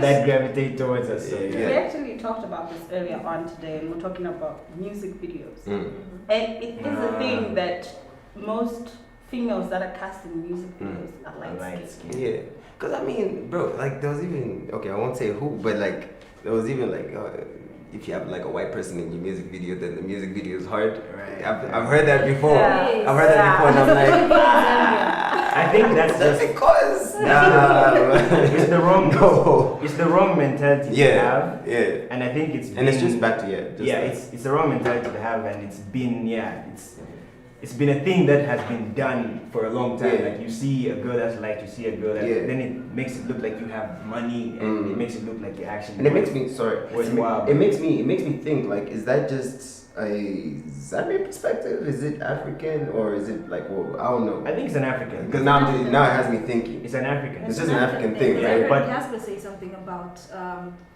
white women in one of his songs, and then also Kanye said something. Once you make it, you leave your... I can't remember the exact lyrics. Once you make it, you leave your black girl for a white girl. And he did that. I think that was Gold. Black Coffee did that as well. Oh, yeah, I remember that. Well, anyway, despite what those guys have done and what people do, I don't think that's how it needs to be. As much as he said that, the women that he's dated are brown skin. Yeah. But waiting. Oh yeah. Oh yeah, no, Casper wasn't referring to him leaving. I think Casper is done with us. Yeah. No, you said that's what people do. Yeah, people. But all in all, I feel like, you know what I mean, like, let's just all just give each other like the same amount of respect, no matter what skin color you are. I think so when you guys make it, you won't leave us for a white girl? No. Of course not. Hell no. I mean, no. Hell no. Saying no. I'll check in 5 years time. I'll check in 5 years time. Hell no. No, but yeah, that's how we feel. I think that's how we feel about everybody it. deserves the same opportunity, you know, and the same attention. Yeah. I hope that's what we give. Yeah. Because that's what I believe. Yeah. Yeah. Basically. No colorism. So hopefully we answered your Yeah, you did. I'll just... You just usher yourself out. Yeah, alright. Where's my door? It's gone. Oh, okay. Okay, so in case there are new fans, of course, that would like to reach out to you and, you know, follow your shows, your events, your music, how can they reach out to you? Call me. You can find us online, social media. For our joint Instagram account, that's ecoace_muko. You can find us there. And for my Twitter, Instagram, and Facebook search, you can just type Dominic Muko. Yeah. He said for the joint. So for my personal one, it's Eco Ace Official on either Twitter, on Instagram, it's just Eco Ace. That's so basically about it. Everybody just stay tuned. You know, we got new music coming out. One new music video coming out as well, and a bunch of other projects we can't talk about right now. But Okay, we actually do look forward to those projects. Would you like to take us into the break? We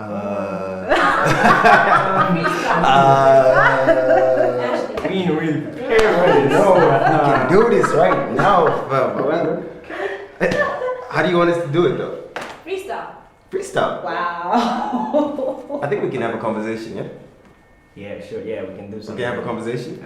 Alright, cool. Check this out. Rubber band man, I'm the rubber band man. Trying to get this money, that's a rubber band plan.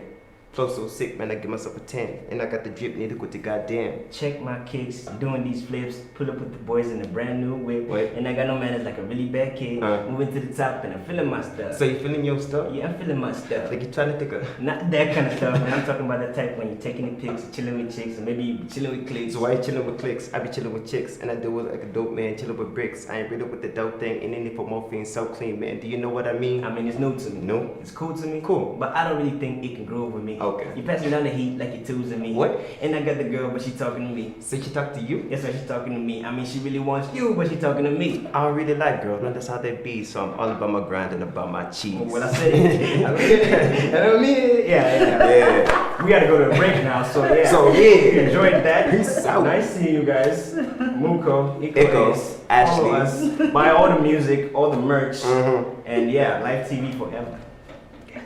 And we'll be right back. That was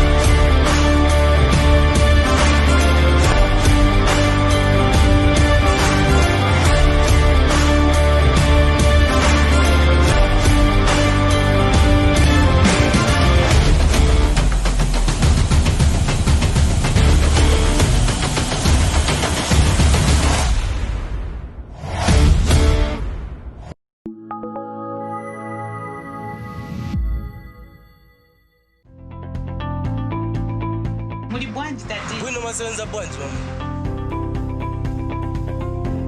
Chumye sako na iwe.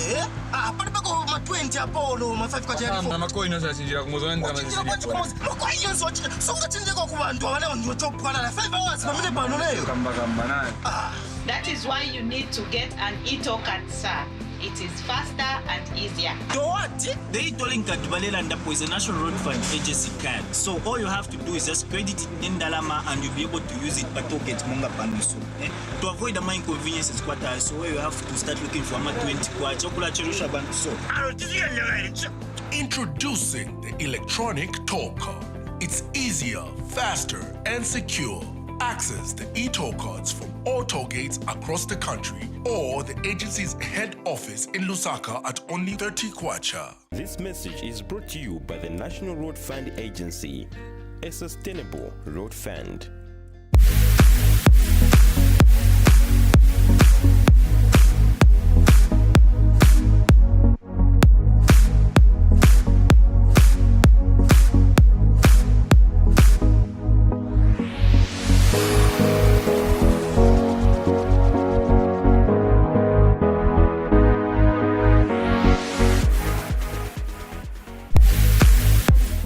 Welcome back. Thank you for still staying right here on channel 112 on your Top Star decoders. And if you're watching us on Facebook, of course, thank you for still sticking with us right here on live TV.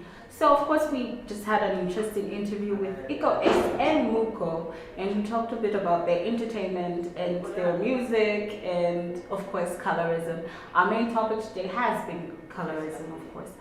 But time to get a little bit light. So please enjoy our next videos by Tio, which is our fashion segment, and of course our Papa Joe's event last weekend. Enjoy.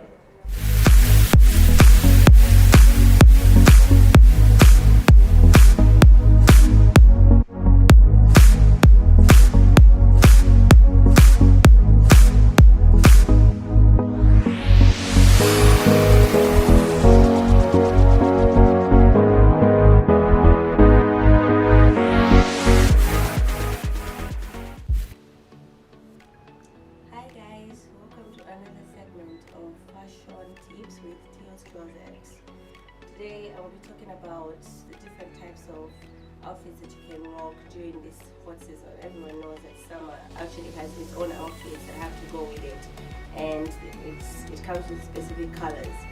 So as I always do it, I'm going to talk about the outfits and then I will demonstrate how they're actually supposed to be worn and how you can put the pieces together. But before I forget, let's not forget that all the outfits that I'm going to showcase are available at Tio's Closet, and you can follow us on Facebook using the same name, on Instagram or you can simply send me a request. I take no offense under the name Steel Tembo. To begin with, I carried this suit. So, like I always say, I'm sure people that follow me always know that every time I wear orange, my caption is orange is the new black. Orange has not always been in style, but I think this particular year it's one of those colors that is just popping. It's stylish, it's chic, it's everything. So you just need to get yourself an orange suit. Another option you can use is pink, but I carry the orange because for me it's my favorite and it's unique. So for those guys that are working, you can simply wear this with a shirt, a smart shirt inside. Usually I would advise for it to be sleeveless, but it depends on you, on what you're comfortable with. So you can either wear a strapless or you can wear a shirt, but if it's a long shirt, please make sure that it's a shirt with a color of white, because it's the one that will pop out more and at least it passes fresh air. If you follow me, I'm sure you know that I actually wear white a lot because it goes with anything, and during summer I think it's one of those colors that actually allows some fresh air to penetrate. So you can wear it with a blouse, a white blouse inside, and just throw on some stilettos or some nice closed heels and you're good to go. For those that would like to wear it as casual, you can just wear a shirt, a normal strap top like the one I'm wearing in this suit inside, and then you can wear some sneakers with it, or you can wear some slippers depending on what you like. You can switch it up. So you can wear it both work and you can wear it for casual, which is a good thing.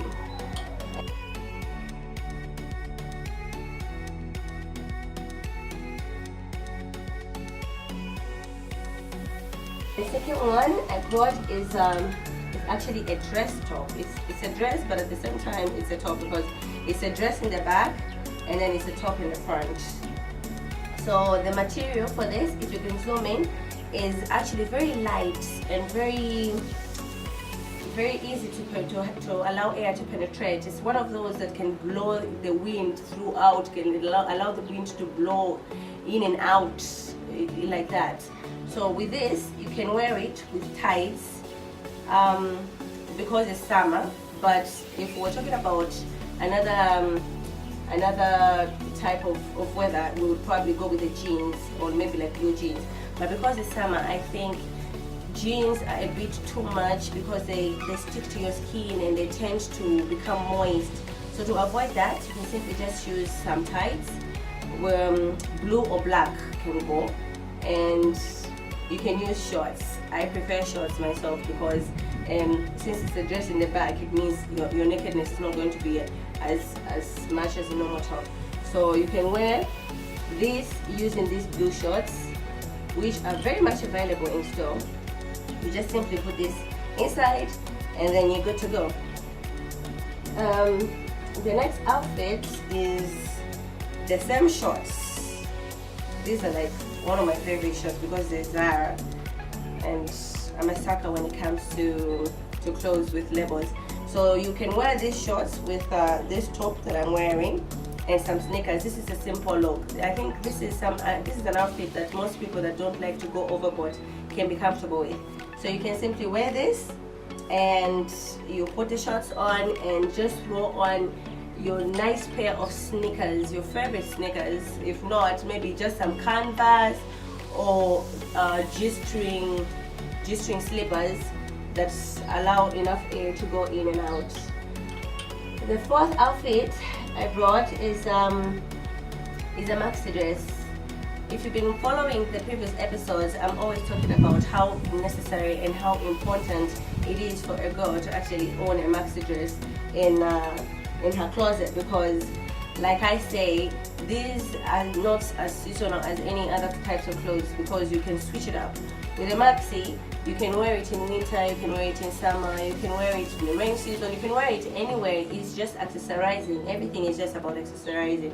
But with the heat, the way it's hot now, I think it's just good the way it is. You just simply wear this and you just put on some normal just slippers. You don't need heels for this. I think it's going a little bit overboard. So you just wear this, and then you put on those slippers where you can just slide in, or you can use some G-string slippers, and you're good to go.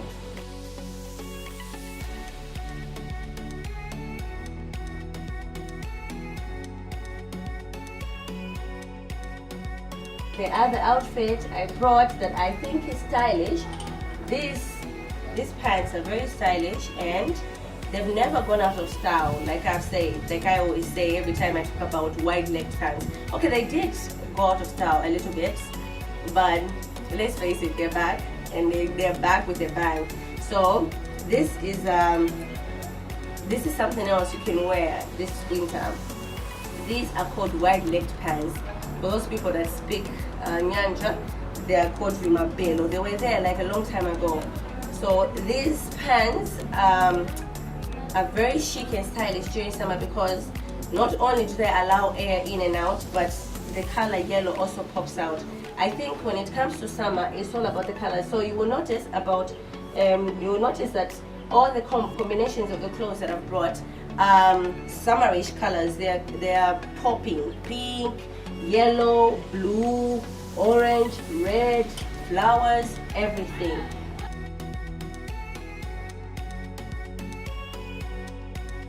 For my final outfit, I brought this. This is my favorite. So, for the final outfit, I brought a tank top, which can be worn with tights, or the same wide-legged pants I'm from showing you, or just a small skirt, a simple skirt with flowers. It's a lot of options which I can't manage because of the little time I have on TV. But like I've said, if you want to reach out, please reach out. I brought these pants because it actually looks good with these pants. So if you can zoom in, you will notice that these are not denim pants. They are actually semi-denim, which means they are not as heavy as denim is, and it's easier for you to actually have air, some fresh air and comfortability when you're wearing them. So they're comfortable for the occasion, and they're comfortable for the weather as well.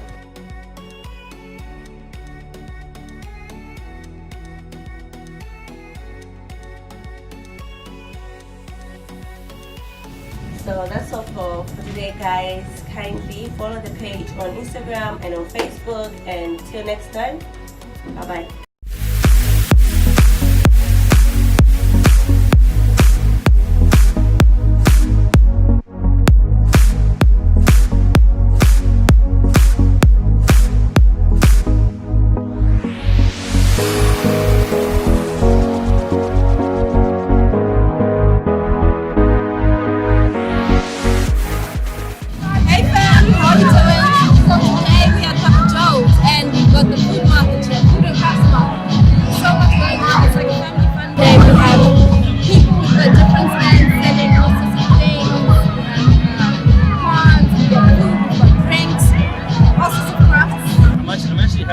For the first time, Choolwe's voice is actually at peak.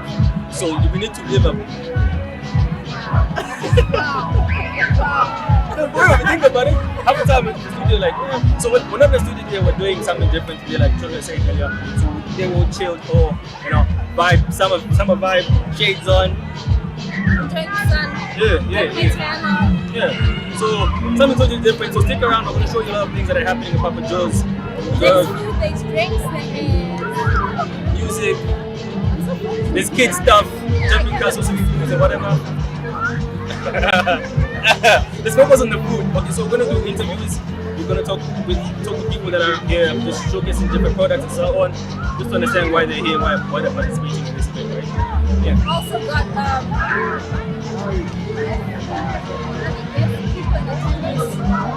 so they were the guests. So basically, we're invading someone's party. So they were the guests. So stick around and. My name is Chanda Banda, and I'm the co-founder of Body Design Skincare, which was founded by myself and my business partner, Shanazi Chanda. She's not around at the moment, she's in South Africa. Yes, so we make different skincare products. Yeah, that are good for your body. Yeah, we have body butters, body scrubs, oils, soaps, lemon serums, soaps as well. Yeah, so we've got a variety of different bath and body products.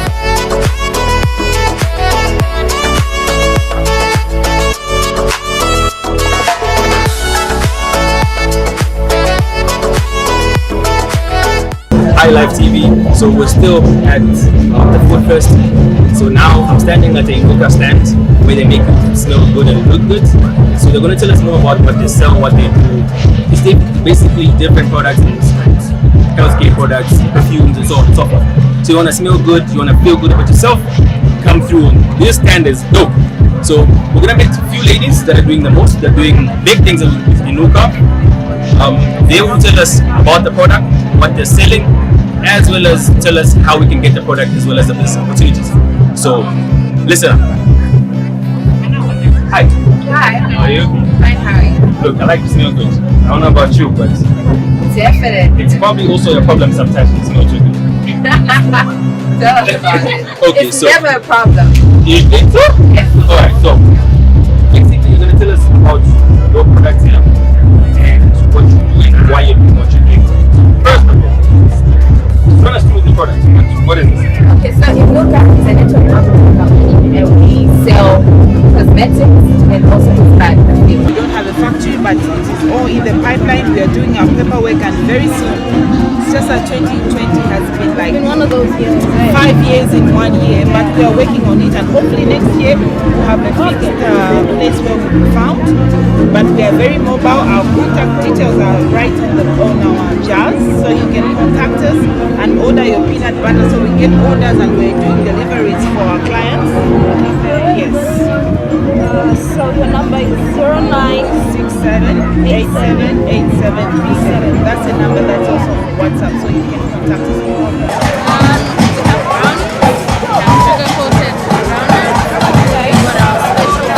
These are sugar-coated nuts.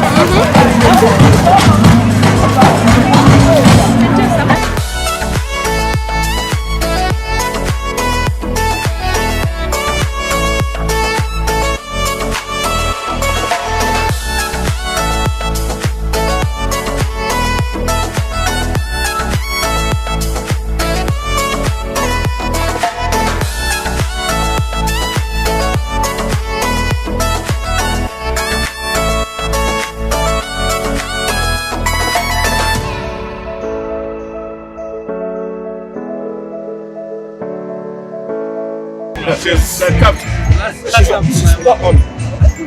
Yep, everything. Food, delivery, presentation, character, everything is on point. Our staff is on point, the food is on point. Bangala. Shut up to Kate for her food. Shut up to Kate with her food. Yeah. I'll follow you wherever you are. Proper. Please do that. Sure.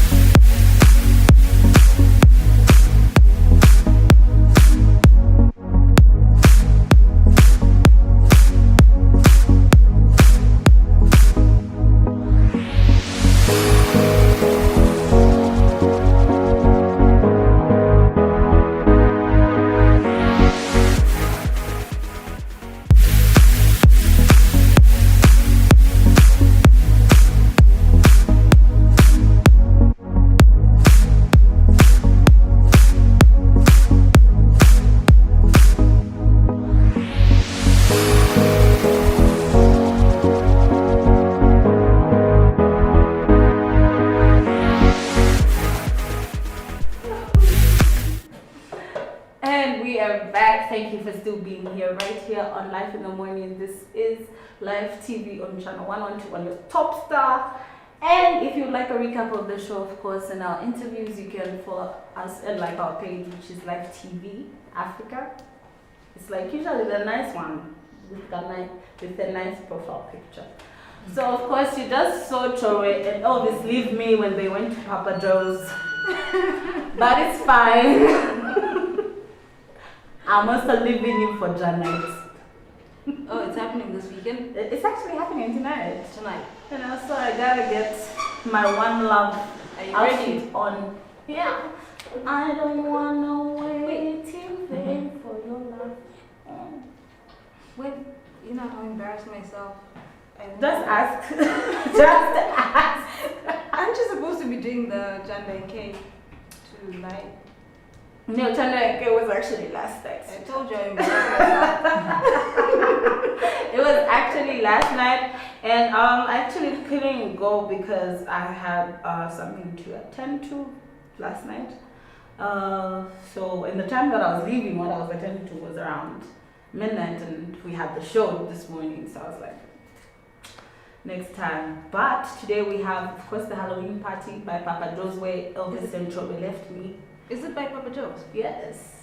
Not a different venue? No, it's Papa Joe's, and of course J-Rocks will be performing. Is it? Yeah. Okay. You know, I shouldn't ask when it comes to these things. No, I should just let you do your thing. I think I should be, I will be, you know, she's so bad with events, names, and dates. Babes, I'm getting better though. Okay, getting better. Yeah, like Muko and Iko. Echo. Yeah, when that they walked was. in, I knew them. Like, well, I didn't know. Tried. I didn't know them, but I knew the names. At least. Yeah. At least it's not like the Maslany issue.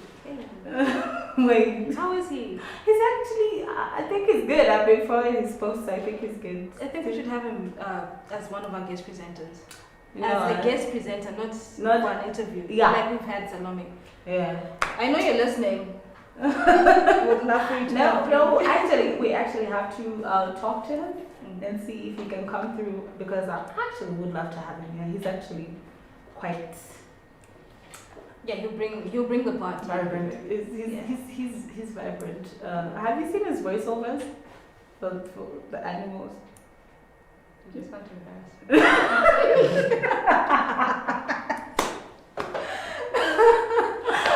Wow, I wish Elvis was here. I wish Elvis was here. I bet you he hasn't either.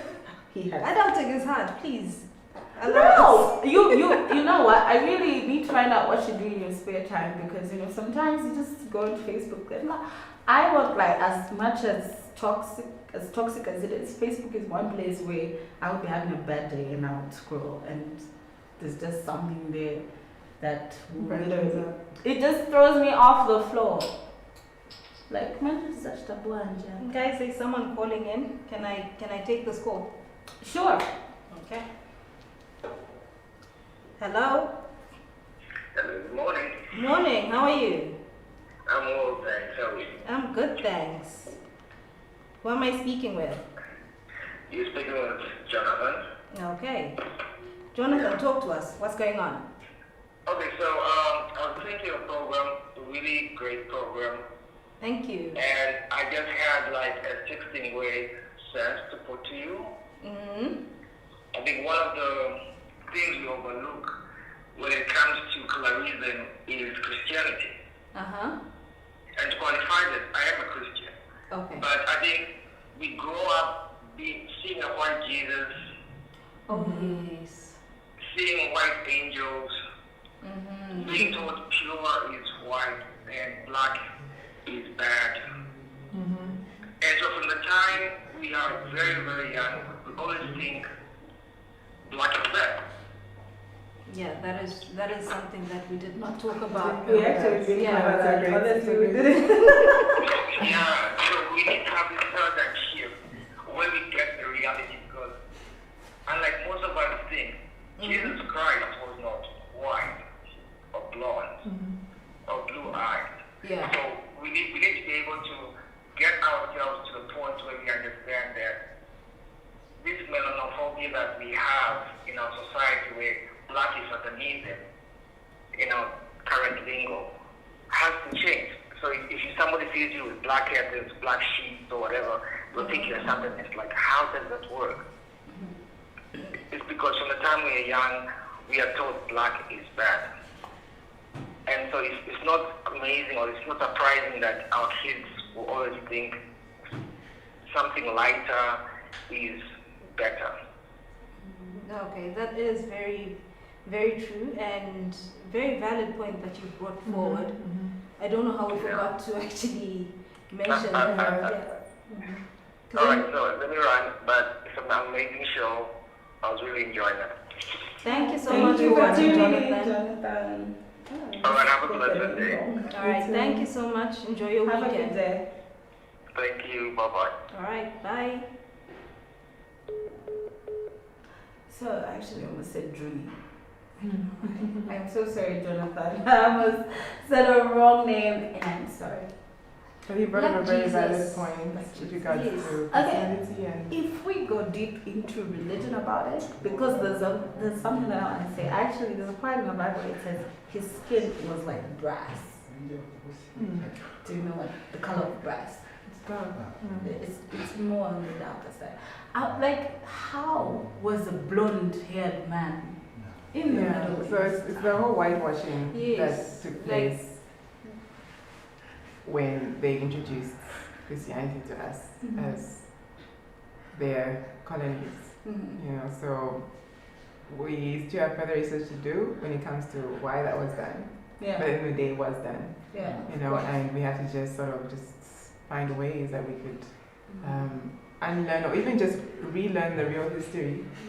So that we actually know that, okay, actually, when it comes to things of the Bible or people in the Bible, these people were not what we were taught them to be, you know. So let's also just do our own research.